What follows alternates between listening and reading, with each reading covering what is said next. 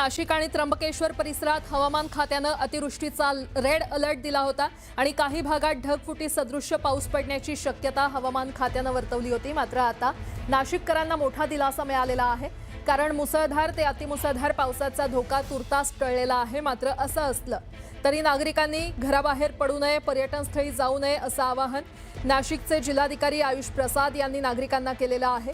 आता हे ढग अहिल्यानगर आणि सुरतच्या दिशेने पुढे सरकलेत आणि त्यामुळे नाशिकवरचं संकट हे तुर्तास टळलेलं आहे। वाऱ्याच्या प्रवाहामुळे सोमवारी पालघरमध्ये सुमारे 450 मिलीमीटर पाऊस पडला आणि तो वारा पुढे त्र्यंबकेश्वर नाशिक पट्ट्यात पुढे सरकण्याची शक्यता होती। मात्र आता नाशिककरांना दिलासा मिळालेला आहे।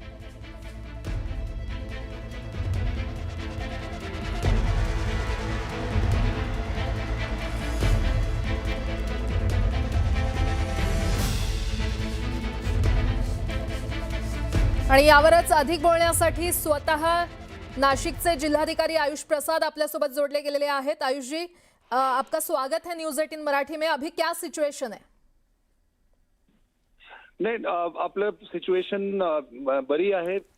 आपल्याकडे जो नाशिक त्र्यंबकेश्वर ऍक्सिस मध्ये जो वॉर्टेक्स येणं अपेक्षित होता, आता जो लेटेस्ट हवामान खात्याकडून जो नक्षा प्राप्त आहे ते वॉर्टेक्स पालघर आणि अहिल्यानगरकडे गेलेला असल्यामुळे नाशिक जिल्ह्याच्या बाउंड्रीमध्ये ते म्हणजे वॉर्टेक्स आलं नाही। परंतु आपले सगळे घाट परिसरमध्ये रेड अलर्ट आहे, हवामान खात्याने जो जाहीर केलेला आहे। त्या ठिकाणी जोरात पाऊस पण सुरू आहे। आपण काही लोकांना स्थलांतरित केलेले आहे आणि पूर्ण नियोजन आहे। त्यांनी आतापर्यंत कुठल्याही प्रकारच्या नुकसानची माहिती आतापर्यंत प्राप्त नाही आहे। आणि नाशिक शहरामध्ये आणि आजूबाजूच्या परिसरमध्ये जो अपेक्षित होता की जेवढा पाऊस पडणार आहे ते पाऊस चालू आहे। कुठल्याही प्रकारचे फ्लॅश फ्लडिंग या लोकलाइज फ्लडिंगची पण माहिती आतापर्यंत उपलब्ध नाही आहे। तो बेसिकली पूर्ण सिच्युएशन कंट्रोलमध्ये आहे। नाशिककरांना फक्त ही विनंती आहे की आज शाळा कॉलेज बंद असल्यामुळे कुठलेही पर्यटन क्षेत्रामध्ये म्हणजे कुठले धरण या धबधबाकडे जाणं टाळावा, ही सूचना आपण आणि विनंती सगळे नाशिककरांना आपण करतोय।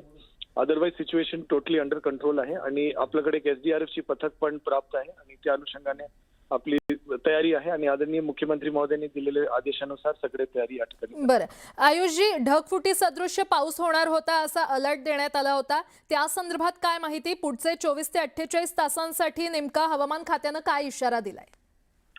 एक्झॅक्ट ढगफुटी हायपर लोकलाइज सिच्युएशन मुळे असतो आणि आपल्याकडे जो अंदाज होता की 300 mm पेक्षा जास्त पाऊस एक परिसरमध्ये शॉर्ट ड्युरेशन मध्ये पडण्याची शक्यता आहे।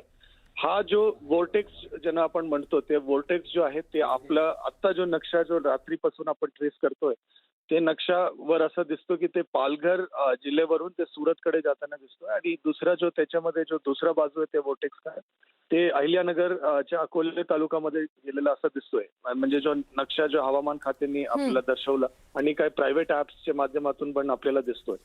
परंतु हा सगळ्या परिस्थिती असलं तरी नाशिकचे जो परिसर आहे त्याच्यामध्ये पाऊस सतत चालू आहे आणि जो 5 तालुक्यामध्ये पाऊस अपेक्षित होता पाऊस चालू आहे। फक्त त्याची तीव्रतामध्ये काय प्रमाणात अपेक्षापेक्षा कमी आहे, परंतु आपण पूर्ण तयारी तशाच ठेवलेला आहे। त्र्यंबकेश्वर देवस्थान असेल, सप्तशृंगी वणीगड असेल ते आज बंदच राहणार आहे आणि स्कूल कॉलेजेसला आपण आधी सुट्टी दिलेला आहे। तो ते सगळ्या गोष्टी जो नियोजन होता तशाच राहणार आणि सतर्कता पण आपली पूर्णता आहे आणि SDRF ची टीमला पण आपण ऑन अलर्ट ठेवलेलं आहे। ठीक आहे आयुष जी, धन्यवाद न्यूज़ 18 मराठीशी सविस्तर बोलण्यासाठी।